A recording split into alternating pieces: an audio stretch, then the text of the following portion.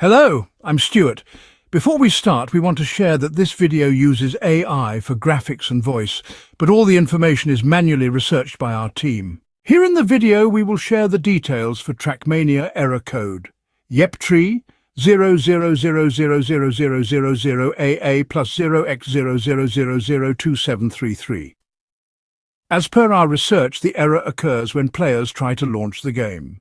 Users have reported that they are unable to play online or access the current campaign. Also, many users have reported that the issue started appearing after a recent update to the Ubisoft launcher. According to our research, the error is related to certain ISPs, specifically Spectrum and Xfinity, or there is some ongoing bug.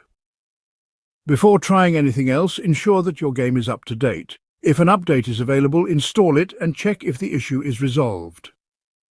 If the game is up to date, then try restarting Ubisoft Connect. Simply close Ubisoft Connect completely and relaunch it. Then try launching TrackMania again to see if the error still appears. If the error still persists, power cycle your router and modem. To do this, unplug your router, modem and gaming device.